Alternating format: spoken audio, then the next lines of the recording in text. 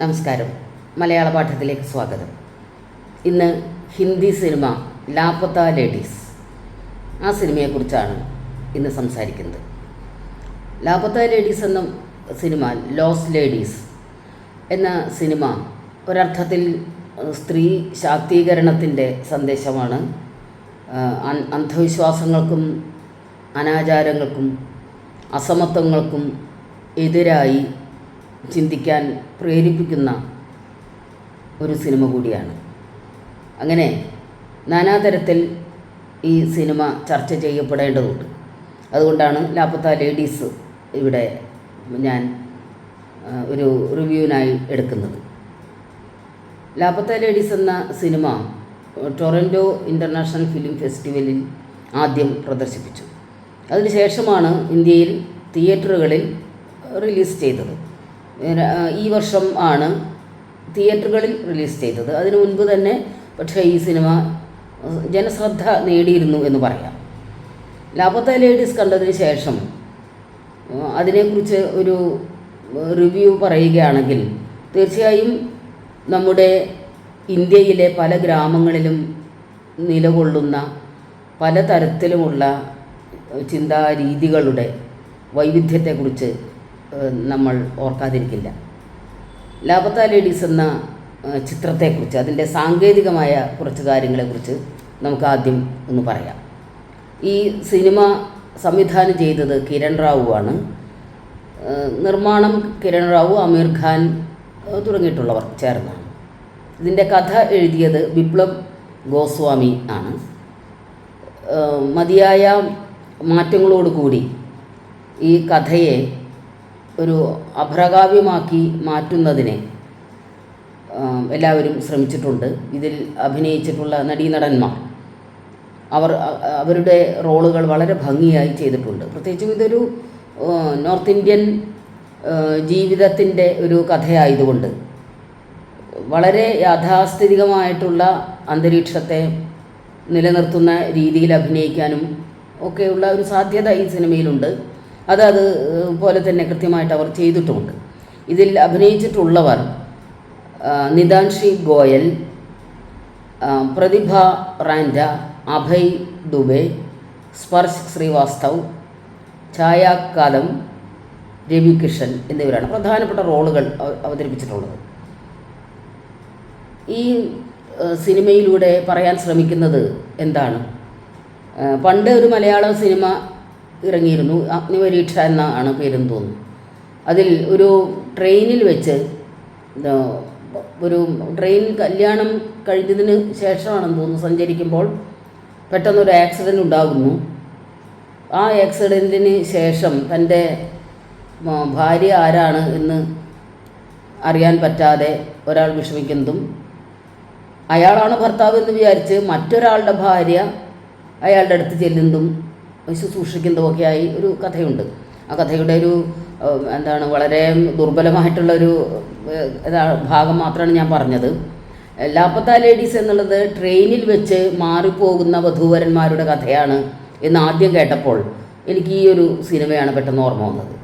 പക്ഷേ നമ്മൾ ഇപ്പോൾ പറയുന്ന ഈ ലാപത്ത ലേഡീസ് അഥവാ ലോസ് ലേഡീസ് എന്ന സിനിമ അക്ഷരാർത്ഥത്തിൽ ജീവിതത്തിൽ നഷ്ടപ്പെട്ടു പോകുന്ന സ്ത്രീകളെക്കുറിച്ചാണ്. ചിലരൊക്കെ ഭാഗ്യവശാൽ അവരുടെ ജീവിതത്തെ തിരിച്ചു പിടിക്കുന്നു. നമുക്കിതിൻ്റെ കഥ എന്താണ് എന്ന് നോക്കാം. ഒരു സാങ്കല്പിക ഗ്രാമത്തിലാണ് ഈ കഥ നടക്കുന്നത്. അവിടെ ദീപക് എന്ന ചെറുപ്പക്കാരൻ, ഫാർമറാണ് അയാൾ, കൃഷിക്കാരനാണ്. അയാൾ കല്യാണം കഴിക്കുന്നു.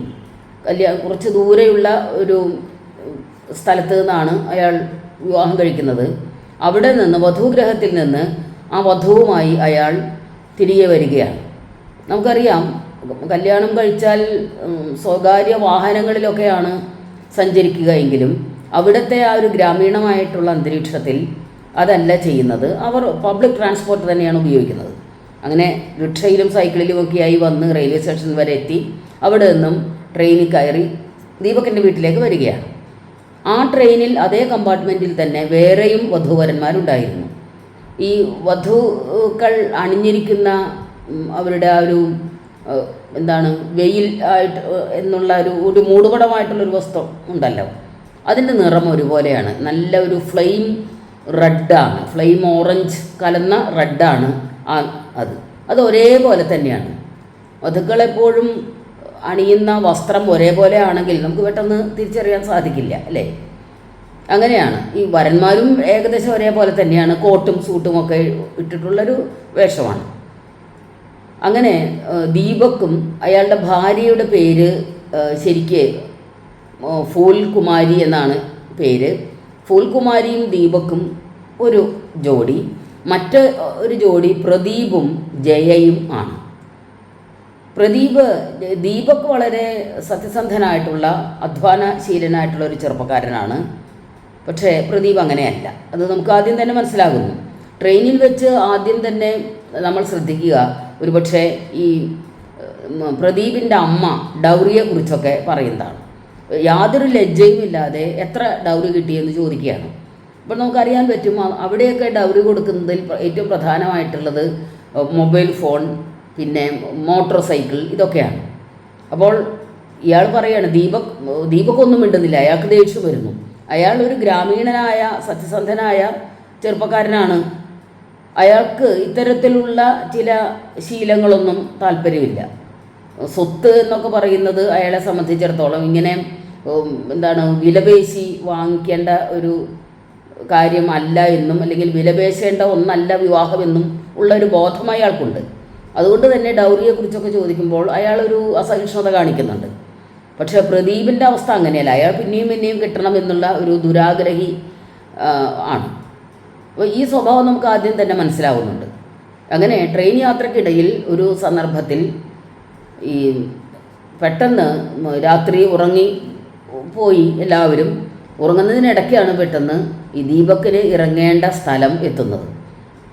ആ സ്ഥലം എത്തുമ്പോൾ അയാൾ തിടുക്കത്തിൽ വേഗം ബാഗും പിന്നെ ഒരു കയ്യിൽ ഈ ഭാര്യയുടെ കയ്യും പിടിച്ച് അയാൾ പെട്ടെന്ന് ഇറങ്ങിപ്പോരുകയാണ്. ചോദിക്കാനും പറയാനൊന്നും സമയമില്ല, വേഗം ഇറങ്ങും, ഇതാണ് ഈ സ്റ്റേഷനാണ് നമുക്ക് ഇറങ്ങേണ്ടത് എന്ന് പറയുന്നു. വധുവും കൂടെ ഇറങ്ങുന്നു. അവർ നടക്കുകയാണ്. കുറച്ച് ദൂരം നടന്നിട്ട് അവിടെ കൂട്ടുകാരൊക്കെ കാത്തു നിൽക്കുന്നുണ്ട് ദീപകിൻ്റെ. അവർ വളരെയധികം സന്തോഷാരവങ്ങളോടുകൂടി എതിരേൽക്കുന്നു. അങ്ങനെ ബഹുവെത്തി എന്നൊക്കെ പറഞ്ഞ് അവരങ്ങനെ എല്ലാവരും കൂടി ഒരുമിച്ച് ഇങ്ങനെ വാദ്യഘോഷങ്ങളുടെ അകമ്പടിയോടുകൂടി അങ്ങനെ പോവുകയാണ്. അവിടെ ചെന്ന് ദീപകിൻ്റെ വീട്ടിൽ എത്തി ആരതി ഒഴിഞ്ഞ് ഒക്കെയാണല്ലോ സ്വീകരിക്കുക. ഇപ്പോൾ ഏകദേശം കേരളത്തിൻ്റെ അതേ ഒരു രീതി തന്നെയാണ് ഈ ആരതി ഒഴിഞ്ഞ് സ്വീകരിക്കുക എന്നൊക്കെയുള്ള കാര്യം. അങ്ങനെ ചെയ്ത് ഈ പ്രസാദം തൊടാൻ വേണ്ടിയിട്ട് ഈ വെയിൽ താഴ്ത്താൻ പറയും, അല്ലെങ്കിൽ മൂടുപടം താഴ്ത്താൻ പറയും. അതിങ്ങനെ ഉയർത്താൻ പറയും, താഴ്ത്തുകയല്ല ഉയർത്താൻ പറയും. ഉയർത്തിയാലല്ലേ ഇത് മുഖത്ത് നോക്കിയിട്ട് അതിങ്ങനെ ഇത് തൊടാൻ പറ്റുള്ളൂ. ആ കുട്ടി അത് ഉയർത്തുന്ന സമയത്ത് എല്ലാവരും അമ്പരന്ന് പോകുന്നു. അത് മറ്റൊരു വധുവാണ്, മറ്റൊരു സ്ത്രീയാണ്. എല്ലാവരും വല്ലാതെ ഞെട്ടിത്തെരിച്ചു പോകുന്നു, പ്രത്യേകിച്ചും ദീപക്. അയാൾ ബോധം കെട്ട് വീണില്ല എന്നേ ഉള്ളൂ. സ്വാഭാവികമായും അയാളെ പഴി പറയുകയാണ് അയാളുടെ അച്ഛനൊക്കെ, നീ ഒരു കാര്യവും ഉത്തരവാദിത്വത്തോടു കൂടി ചെയ്യാൻ നിനക്ക് അറിയില്ലല്ലോ എന്നൊക്കെ പറഞ്ഞു. ദീപക് വല്ലാതെ വിഷമിക്കുന്നു. ഇവിടെ അറിയാതെ മറ്റൊരാളുടെ പെണ്ണിനെയും കൊണ്ട് വന്നിരിക്കുകയാണ്, തൻ്റെ പെണ്ണിനെയോട്ട് കാണാനുമില്ല. ഇനി ഇയാളുടെ ഈ പെൺകുട്ടിയുടെ ഭർത്താവിനോട് താൻ എന്തു പറയും? ഇങ്ങനെ പല പ്രശ്നങ്ങളുണ്ടല്ലോ. അങ്ങനെ വല്ലാതെ ഉള്ള ഒരു അന്തരീക്ഷമാണ് അവിടെ. അപ്പോൾ അതിനിടയ്ക്ക് ഈ കുട്ടിയോട് പേരെന്താണ് എന്ന് ചോദിക്കുന്നു. പേര് ചോദിക്കുമ്പോൾ ജയ എന്നാണ് ശരിക്കും പേര്, നമുക്ക് അറിയാം. പക്ഷേ നമുക്കും അറിയില്ലല്ലോ, ആ സന്ദർഭത്തിൽ പ്രേക്ഷകരായ നമുക്കും അറിയില്ല. അവർ പേര് പറയുന്നത് പുഷ്പ എന്നാണ്. അപ്പോൾ പുഷ്പയുടെ വീട് എവിടെയാണ് എന്നൊക്കെ ചോദിക്കുമ്പോൾ വീടിൻ്റെയൊക്കെ വേറെ സ്ഥലമൊക്കെയാണ് പറയുന്നത്. തിരിച്ച് പോകണ്ട എന്ന് ഒരു ധ്വനി നമുക്കപ്പോൾ തന്നെ ആ കുട്ടിയുടെ വാക്കുകളിലുണ്ട് എന്ന് തോന്നുന്നു. അപ്പോൾ എങ്ങനെയാണ് ഈ അബദ്ധം പറ്റിയത് എന്നുള്ള നിശ്ചിതമായിട്ടുള്ള ഒരു ശരങ്ങൾ ഇങ്ങനെ വരികയാണ് ദീപകിൻ്റെയും ഈ ജയയുടെയും നേർക്ക്. ജയ എന്ന പുഷ്പയുടെ നേർക്ക്. പുഷ്പ എന്ന് ഒരു കള്ളപ്പേരാണ് പറഞ്ഞിട്ടുള്ളത്. അപ്പോൾ അങ്ങനെ ചോദിക്കുന്ന സമയത്ത് ഭർത്താവിൻ്റെ പേരെന്താണ് എന്ന് ഈ ദീപകിൻ്റെ അച്ഛൻ ചോദിക്കുന്നുണ്ട്. അപ്പോൾ ഭർത്താവിൻ്റെ പേര് ചോദിച്ചാൽ എങ്ങനെയാണ്? പെൺകുട്ടികൾ അങ്ങനെ ഭർത്താവിൻ്റെ പേര് പറയാൻ പറ്റുമോ എന്നിങ്ങനെ പറയുന്നുണ്ട് ദീപകിൻ്റെ അമ്മ. അവരുടെ ആ വാക്കുകൾ കഴിയുമ്പോഴേക്കും അപ്പോൾ തന്നെ പ്രദീപ് എന്ന് ഉറച്ച ശബ്ദത്തിൽ ജയ പറയുന്നു. അതൊരു അമ്പരപ്പാണ് അവർക്ക് ഉണ്ടാക്കുന്നത്. കാരണം ഭർത്താവിൻ്റെ പേര് പറയുക എന്നുള്ളത് അവിശ്വസനീയമായിട്ടുള്ളൊരു കാര്യമായിട്ടാണ് അവർക്ക്. പിന്നെ ചോദിക്കുന്നുണ്ട്, എങ്ങനെയാണ് ഇത് തെറ്റിയത് എന്ന് ചോദിക്കുന്നുണ്ട്. അപ്പോൾ പറയുകയാണ്, ഈ താഴേക്ക് മാത്രം നോക്കി നടക്കുകയായിരുന്നു, താഴേക്ക് മാത്രം നോക്കിയിട്ട് നടക്കാനാണ് പറഞ്ഞത്, പിന്നെ എങ്ങനെയാണ് ഞാൻ മറ്റൊരാളുടെ മുഖം കാണുക എന്ന് ഈ ജയ പറയുന്നു. എന്തായാലും അവർ വളരെ ഒരു വിശാല ഹൃദയമൊക്കെ ഉള്ളവരായതുകൊണ്ടും ഈ ദീപക് ഉൾപ്പെടെയുള്ളവർ കാര്യങ്ങളൊക്കെ മനസ്സിലാക്കാനുള്ള ഒരു സൗമനസ്യം ഉള്ളവരായതുകൊണ്ടും വലിയ പ്രശ്നങ്ങളൊന്നും ജയയ്ക്കുണ്ടാവുന്നില്ല. ജയയെ വീട്ടിലെ ഒരു അംഗമായിട്ട് അവർ സ്വീകരിക്കുന്നു. അവരവിടെ എല്ലാ സൗകര്യങ്ങളും ജയയ്ക്ക് കൊടുക്കുന്നു. ദീപക് അപ്പോൾ തന്നെ ഇറങ്ങുകയാണ്, പോലീസ് സ്റ്റേഷനിലേക്ക് പോവുകയാണ് തൻ്റെ ഭാര്യയെ തേടി. അങ്ങനെ ലോസ് ലേഡീസ് എന്നുള്ളത് ഇവിടെ കഥ തുടങ്ങുകയാണ്. ദീപക് പോലീസ് സ്റ്റേഷനിൽ ചെല്ലുന്നു. പോലീസ് സ്റ്റേഷനിൽ ചെല്ലുമ്പോൾ നമ്മൾ കാണുന്ന ഒരു പരുക്കൻ സ്വഭാവമുള്ള ഒരു SI ആണ് അവിടെ ഉള്ളത്. രവികിഷൻ എന്ന നടൻ വേഷമിട്ട പോലീസുകാരനാണ്. അപ്പോൾ റാം മനോഹർ എന്നാണ് പേര്. അപ്പോൾ നമ്മൾ കാണുമ്പോൾ കൈക്കൂലിയൊക്കെ വല്ലാതെ വാങ്ങിക്കുന്ന ഒരാളായിട്ടാണ്. അപ്പോൾ അയാളുടെ അടുത്ത് ചെന്ന് ഇയാൾ ഈ കാര്യം പറയുന്നു, എൻ്റെ ഭാര്യയെ കാണാതെ പോയി എന്ന് പറയുമ്പോൾ സ്വാഭാവികമായൊരു തമാശ മട്ടിലാണ് അയാളത് എടുക്കുന്നത്.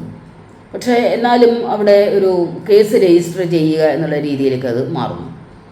അങ്ങനെ അപ്പോൾ പ്രദീപ് ആദ്യം പിറ്റേ ദിവസം ഈ കുട്ടിയോട് ജയയോട് പറയുന്നുണ്ട്, എൻ്റെ കൂടെ പോലീസ് സ്റ്റേഷനിലേക്ക് വരണമെന്ന് പറയുന്നുണ്ട്. അപ്പോൾ ജയ തനിക്കില്ലാത്ത ഒരു കാര്യം അവിടെ ഉണ്ട് എന്ന് അഭിനയിക്കുകയാണ്. പേടി, അല്ലെങ്കിൽ എന്താണ് പോലീസ് സ്റ്റേഷനിലൊക്കെ പോവുക എന്നുള്ളത് തന്നെ കൊണ്ട് പറ്റില്ല എന്നുള്ള രീതിയിൽ ജയ പറയുന്നു. സ്വാഭാവികമായും അവിടുത്തെ സ്ത്രീകൾ അടങ്ങി ഒതുങ്ങി വീട്ടിൽ തന്നെ ഇരിക്കുന്നവരാണ് എന്ന് ദീപക്കിന് അറിയാവുന്നതുകൊണ്ട് അയാൾ നിർബന്ധിക്കാനും പോകുന്നില്ല. കാരണം അത് ഈ കുട്ടിക്ക് ബുദ്ധിമുട്ടാണ് എന്നുള്ളത് അയാൾക്കും അറിയാം. അപ്പോൾ അയാൾ സോറി പറയുന്നുണ്ട്. വളരെ മാന്യനായിട്ടുള്ള ഒരു സൽസ്വഭാവിയായിട്ടുള്ള ഒരു ചെറുപ്പക്കാരനാണ് ദീപക്. അതുകൊണ്ട് തന്നെ അതിനകം ജയയ്ക്ക് അയാളോട് വളരെയേറെ സഹതാപം തോന്നുകയും ചെയ്യുന്നുണ്ട്. കാരണം ഒരർത്ഥത്തിൽ താൻ കാരണമാണല്ലോ ദീപക് ഇങ്ങനെ വിഷമിക്കുന്നത് എന്ന് ജയയ്ക്ക് തോന്നുന്നുണ്ടാവില്ല. അപ്പോൾ പോലീസ് സ്റ്റേഷനിലേക്ക് പിന്നെ പോകാനുള്ള കാര്യം അയാൾ പറയുന്നില്ല. എന്നാലും അയാൾ ചെന്ന് ഈ കേസിനെ കുറിച്ചൊക്കെ സംസാരിക്കുന്നുണ്ട്. അയാൾ വളരെ സത്യസന്ധനായിട്ടാണ് പറയുന്നത്. പോലീസ് സ്റ്റേഷനിൽ ചെന്ന് എൻ്റെ ഭാര്യയെ കാണാതാവുന്നു, അതിനെ കണ്ടുപിടിച്ച് തരണം, ഇന്ന സ്റ്റേഷനിലാണ് ഇറങ്ങിയത്, ഇന്ന സ്ഥലത്ത് നിന്നാണ് വരുന്നത്, അങ്ങനെ എല്ലാ ഡീറ്റെയിൽസും കൊടുക്കുന്നു. പോലീസ് ഓഫീസർ അത് അന്വേഷിക്കാമെന്ന് പറയുകയും ചെയ്യുന്നുണ്ട്. ഭാര്യയെ കൊണ്ട് വരാൻ പറയുന്നു. പിറ്റേ ദിവസം ജയ കൂടെ പോകുന്നു. ജയയോട് അയാൾ വളരെ തറക്കുന്ന ചില ചോദ്യങ്ങളൊക്കെ ചോദിക്കുന്നുണ്ട്. എങ്ങനെയാണ് ഇത് തെറ്റുപറ്റിയത് എന്നൊക്കെ. അപ്പോൾ ഒപ്പിടാൻ മുഖം കാണിക്കാൻ വേണ്ടി പറയുന്ന സമയത്ത് ജയ വളരെ ഏറെ യാഥാസ്ഥിതികമായിട്ടുള്ള ഒരു സ്വഭാവത്തോടു കൂടി അയ്യോ എനിക്ക് എൻ്റെ മുഖം കാണിക്കാൻ പറ്റില്ല എന്ന് പറയുന്നുണ്ട്. അത് സ്വാഭാവികമായും ഇൻസ്പെക്ടർ അംഗീകരിക്കുകയും ചെയ്യുന്നു. അങ്ങനെ ജയയ്ക്ക് മുഖം കാണിക്കേണ്ടി വരുന്നില്ല. അത് കഴിഞ്ഞ് പിന്നെ ഈ കേസ് അന്വേഷണത്തിൻ്റെ ഭാഗമായിട്ട് ഇയാൾക്കൊരു സംശയം തോന്നുന്നു. ജയ എന്തോ ഒരു തട്ടിപ്പുകാരിയാണ്, അല്ലെങ്കിൽ ഒരു കള്ളിയാണ് എന്ന് തോന്നുന്നു. എന്തോ ഒരു പ്രശ്നമുണ്ട് എന്നുള്ളത് മനസ്സിലാവുകയാണ്. അങ്ങനെ എന്തോ മോഷണമോ അങ്ങനെ എന്തെങ്കിലും ഒരു ഉദ്ദേശത്തിനായിരിക്കും ഇങ്ങനെ. കാരണം സാധാരണഗതിയിൽ ഒരു ലോസ് ലേഡി ആയിട്ടുള്ള ഒരു സ്ത്രീയുടെ ഒരു ഭാവഹാവാദികളല്ല ജയയ്ക്കുള്ളത്. വളരെ തൻ്റെ അടുത്തോടു കൂടി ഒരു പ്രശ്നവും ഇല്ലാതെ, സാധാരണ അങ്ങനെയല്ലല്ലോ, അയ്യോ എനിക്ക് എൻ്റെ വീട് നഷ്ടപ്പെട്ടു, അല്ലെങ്കിൽ എനിക്ക് എൻ്റെ ഭർത്താവിൻ്റെ അടുത്ത് പോകണം, അങ്ങനെയൊക്കെയുള്ള ഒരു പരവേശമൊക്കെ കാണിക്കുമല്ലോ. ഇതൊന്നുമില്ല. അതുകൊണ്ട് തന്നെ പോലീസ് ഇൻസ്പെക്ടർക്ക് നല്ല സംശയം തോന്നുന്നുണ്ട്. അയാൾ പിന്നെ ഈ പെൺകുട്ടിയുടെ പിന്നാലെയാണ്. വളരെ കൃത്യമായി അങ്ങനെ ഒരു ഫോളോ അപ്പ് തന്നെ അയാൾ നടത്തുന്നു. അതിൻ്റെ ഭാഗമായി ഈ കുട്ടി ആർക്കൊക്കെയോ മണി ഓർഡർ അയക്കുന്നുണ്ട് എന്നും ചില പണമിടപാടുകൾ നടത്തുന്നുണ്ട് എന്നും ഫോൺ ചെയ്യുന്നുണ്ട് എന്നൊക്കെ അയാൾക്ക് മനസ്സിലാവുന്നു. എന്നിട്ട് ഒരു സന്ദർഭത്തിൽ ഈ ജയയെ അറസ്റ്റ് ചെയ്യാൻ വേണ്ടി വരികയാണ് ആ വീട്ടിലേക്ക്. അപ്പോഴേക്കും ആ വീട്ടിലെ ഒരു സ്ഥിരമായിട്ടുള്ള ഒരു രീതികളുമായി പൊരുത്തപ്പെടുന്നുണ്ട് ജയ. എല്ലാവരുടെയും സ്വഭാവം മനസ്സിലാവുന്നുണ്ട്. അവിടെ ഈ ദീപകിൻ്റെ അമ്മയും ദീപകിൻ്റെ അച്ഛൻ്റെ അമ്മയും തമ്മിൽ സ്വാഭാവികമായും ഒരു അമ്മായിമ്മ മരുമകൾ പോരുണ്ട്. വലിയ കുഴപ്പമൊന്നുമില്ല, അവർ സ്നേഹത്തോട് സഹകരിച്ചുകൊണ്ട് തന്നെയാണ് ജീവിക്കുന്നത്, കുഴപ്പമൊന്നുമില്ല. എങ്കിലും ഇടയ്ക്കൊക്കെ എന്തെങ്കിലുമൊക്കെ പറഞ്ഞ് ഒരു എന്താണ് കൂടുന്ന ഒരു സ്വഭാവം ഉണ്ട് അവർക്ക്. ആ ഒരു സ്വഭാവം ജയ കാരണം ഇല്ലാതാവുന്നു എന്നുള്ളതാണ് നമ്മൾ മനസ്സിലാക്കുന്നത്. മാത്രമല്ല മറ്റൊരു കഥാപാത്രമുണ്ട് അതിൽ, പൂനം എന്ന ഒരു പെൺകുട്ടി. പൂനം എന്നാണ് അവളുടെ പേര്. ഈ ദീപക്കിൻ്റെ ജ്യേഷ്ഠൻ്റെ ഭാര്യയാണ്. അപ്പോൾ ആ കുട്ടി ഒന്നും മിണ്ടില്ല, പണികൾ ഇങ്ങനെ എടുത്തുകൊണ്ടിരിക്കും. അപ്പോൾ ഒരു ദിവസം കളിയാക്കിയിട്ട് പറയുന്നുണ്ട്, ഈ ജയ ചോദിക്കുന്നുണ്ട്, എങ്കിലും ദീപക്കിൻ്റെ ജ്യേഷ്ഠനോട് എനിക്ക് വലിയ ബഹുമാനമാണ്. അപ്പോൾ ചോദ്യാർത്ഥത്തിൽ ഈ പൂനം ഇങ്ങനെ മുഖത്തേക്കും, അല്ല ഒരു കുഴപ്പമില്ലാത്ത അയാളിങ്ങനെ മിണ്ടാത്ത, നിന്നെപ്പോലെ മിണ്ടാത്ത ഒരു പെൺകുട്ടിയെ കല്യാണം കഴിച്ചല്ലോ. ഞാൻ മിണ്ടുമൊക്കെ ചെയ്യും എന്ന് പറയണം. അത് ശരി, അപ്പോൾ മിണ്ടും അല്ലേ എന്ന് പറഞ്ഞ് അങ്ങനെ വളരെ സ്വാഭാവികമായ രീതിയിൽ പൂനത്തിൻ്റെ ഒരു ലജ്ജ, അല്ലെങ്കിൽ ഒരു ഉത്തമ കുടുംബിനി ഇങ്ങനെ മിണ്ടാതെ അങ്ങനെ ഇരിക്കേണ്ടതാണ് എന്നുള്ള ഒരു ഭാവത്തെയൊക്കെ മാറ്റിയെടുക്കുന്നു. സന്ദർഭവശാൽ പൂനം വളരെ മനോഹരമായി ചിത്രം വരയ്ക്കുമെന്ന് ജയ മനസ്സിലാക്കുകയാണ്.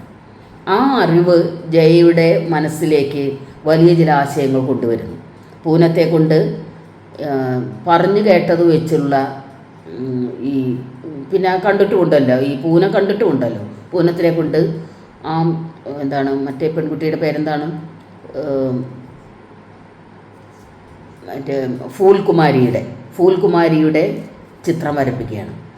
ഫൂൽകുമാരി എന്നാണ് ഈ ദീപക്കിൻ്റെ ഭാര്യയുടെ പേര്. അങ്ങനെ വരച്ച് റെയിൽവേ സ്റ്റേഷനുകളിലേക്കൊക്കെ കൊടുക്കുകയാണ്. ഇനി ഫൂൽകുമാരിയുടെ കാര്യം ഇപ്പോൾ പറഞ്ഞപ്പോഴാണ് ഫൂൽകുമാരിയെക്കുറിച്ച് നമ്മളൊന്നും പറഞ്ഞില്ല എന്നുള്ളത് ഓർക്കുന്നത്. ഫൂൽകുമാരി ആകട്ടെ ജയയുടെ നേരെ തിരിച്ചുള്ളൊരു സ്വഭാവമാണ്. ജയ നല്ല തൻ്റെ ഇടമുള്ള കുട്ടിയാണ്, കാര്യങ്ങൾ കൃത്യമായിട്ട് അറിയാൻ ഒക്കെ പറ്റും. പക്ഷേ ഫൂൽകുമാരി പാവമാണ്. ആ പേര് സൂചിപ്പിക്കുന്ന പോലെ വെറും ഒരു വാടിപ്പോകുന്ന പൂ പോലെയാണ്. കുറേ കരയുന്നുണ്ട് പാവം. ആ റെയിൽവേ സ്റ്റേഷനിൽ അങ്ങനെ തന്നെ ആവുമ്പോൾ ജയയുടെ അവസ്ഥ അല്ലല്ലോ. ആ റെയിൽവേ സ്റ്റേഷനിൽ അപരിചിതർ മാത്രമുള്ള റെയിൽവേ സ്റ്റേഷനിൽ, അതും യാത്രയൊന്നും പോകാത്ത ഒരു രീതിയിലാണല്ലോ അവരൊക്കെ.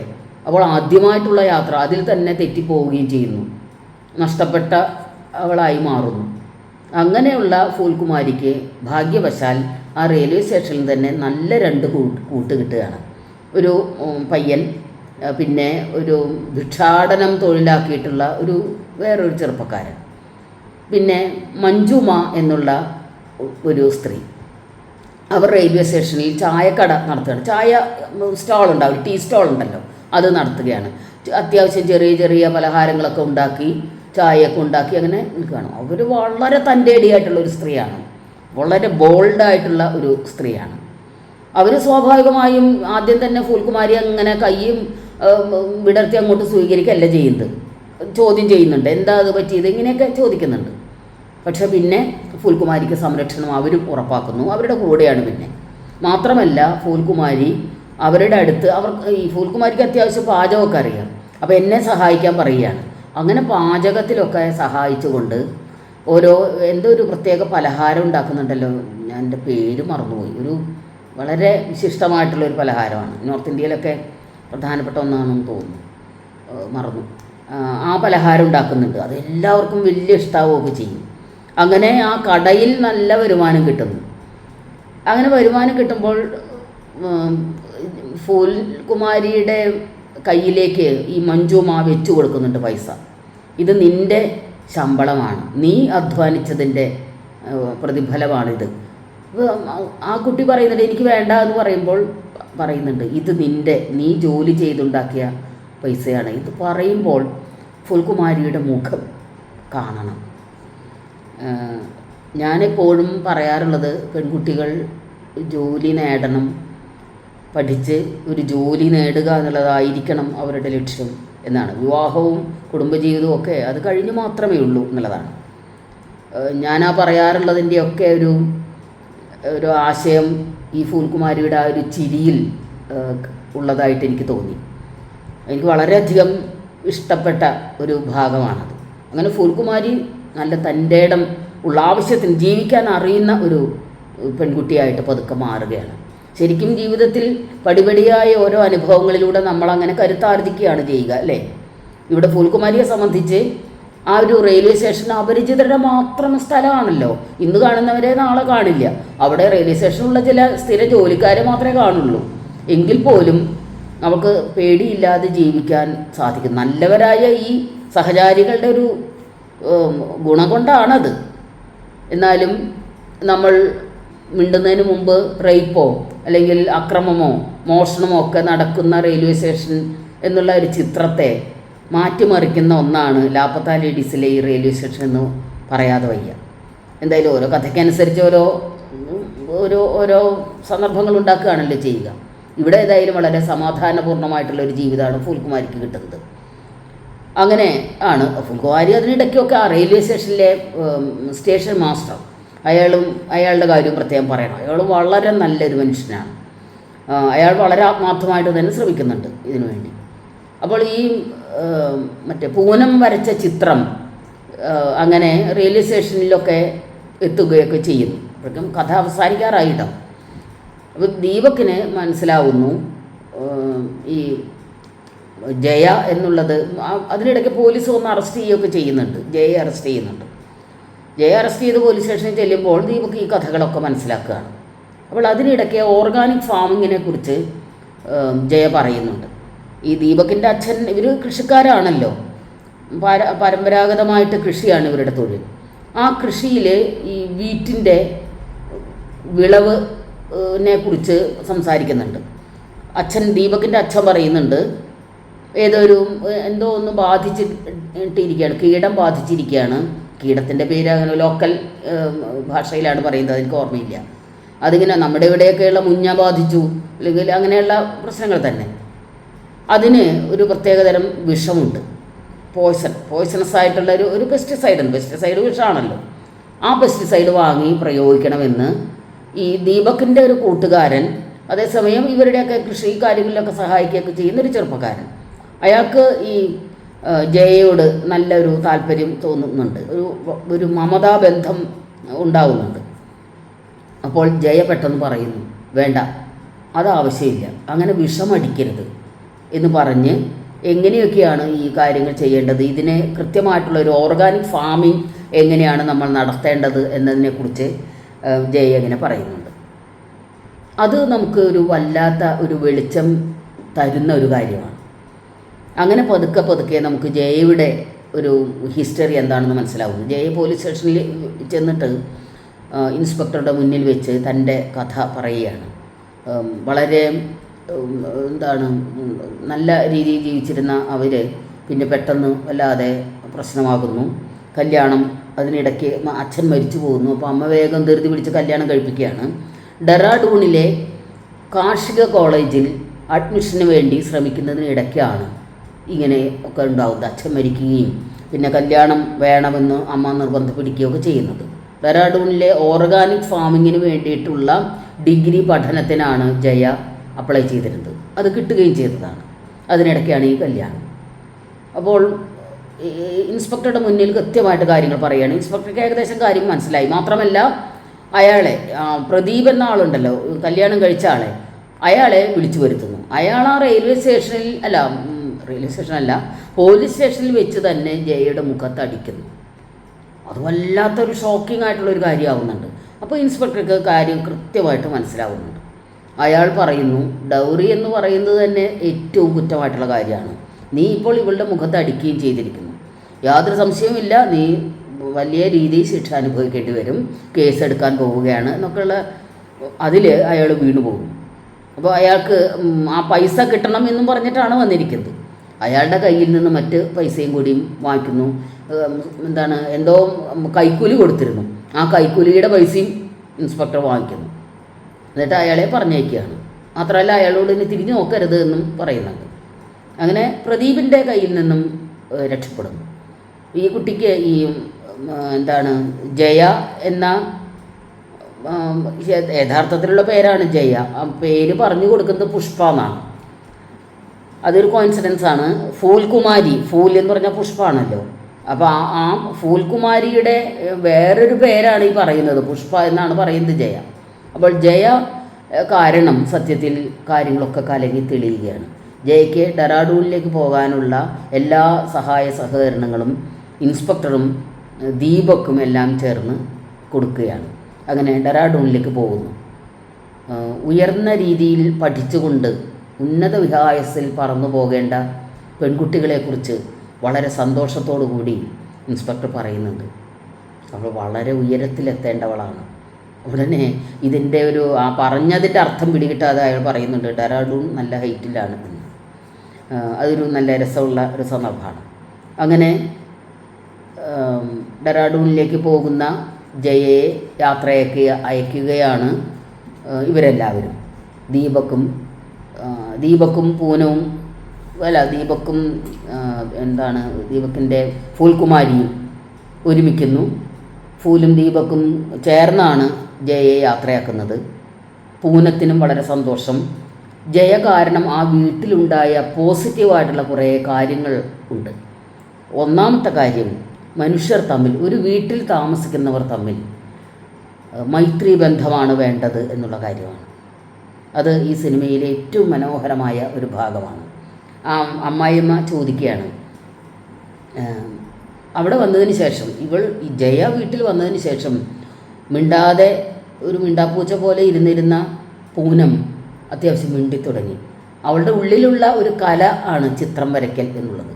അതങ്ങനെ മണ്ണിനടിയിൽ കിടക്കുന്ന പോലെ ആയിരുന്നു. പക്ഷേ ജയ വന്നിട്ടാണ് അതിനെ പുറത്തേക്ക് എടുക്കുന്നത്. മാത്രമല്ല, ഏത് കലയും ഒരു സാംസ്കാരിക പ്രവർത്തനമാണ്. ആ കലയിലൂടെ മനുഷ്യർക്ക് ഉപകാരം ചെയ്യാനും സാധിക്കും. ഇവിടെയാണെങ്കിൽ കൃത്യമായൊരു ഉപകാരം തന്നെ അവിടെ ഉണ്ടായിരിക്കുന്നു, അല്ലേ? കാരണം ഫൂൽകുമാരിയുടെ ചിത്രം വരയ്ക്കാൻ പൂനത്തിന് സാധിച്ചത് കൊണ്ടാണല്ലോ പെട്ടെന്ന് കണ്ടുകിട്ടുന്നത്. അതൊരു വലിയ ഒരു ആശയം ആണ്. അങ്ങനെ എല്ലാം കൊണ്ടും സന്തോഷമായിട്ടിരിക്കുമ്പോൾ ഈ അമ്മായിമ്മ പറയുന്നുണ്ട്, നമുക്ക് മനുഷ്യർ തമ്മിൽ സംസാരിക്കുകയും അടുത്ത് ഇടപഴകുകയും ചെയ്യുമ്പോൾ സന്തോഷമാണ് ഉണ്ടാവുക. ഫ്രണ്ട്സ് ആയിരിക്കണം മനുഷ്യർ എന്ന് ജയ പറയുന്നു. അപ്പോൾ ഈ ദീപക്കിൻ്റെ അമ്മയും ദീപക്കിൻ്റെ അച്ഛൻ്റെ അമ്മയും തമ്മിൽ ഒരു സംസാരം. നമുക്കും ഇനി മുതൽ ഫ്രണ്ട്സ് ആവാം. അങ്ങനെയാണെങ്കിൽ ഇതെന്തുകൊണ്ട് നമുക്ക് പരീക്ഷിച്ചുകൂടാ എന്ന് പറയുകയാണ്. അങ്ങനെ വീടുകളിൽ മൈത്രിയാണ് വേണ്ടത് എന്നും അമ്മായിമ്മയോ മരുമകളോ സഹോദരങ്ങളോ ഭാര്യയോ ഭർത്താവോ മക്കളോ ആര് തന്നെയായാലും ബന്ധങ്ങൾ പലതരമാണല്ലോ ഒരു വീട്ടിലുള്ളത്. അവർ തമ്മിൽ ഉണ്ടായിരിക്കേണ്ട മൈത്രിയെക്കുറിച്ച് കൂടി ലാപ്പത്ത ലേഡീസ് നമുക്ക് വെളിച്ചം തരുന്നുണ്ട്. അങ്ങനെ ചെറിയ ചെറിയ വെളിച്ചങ്ങളുടെ ഒരു സമാഹാരമാണ് ഈ ലാപ്പത്ത ലേഡീസ് എന്ന സിനിമ. അതുകൊണ്ട് തന്നെ ഈ സിനിമ തീർച്ചയായിട്ടും നിങ്ങൾ കാണണം. ഇപ്പോൾ ഇതിനകം ചിലരൊക്കെ കണ്ടിരിക്കും.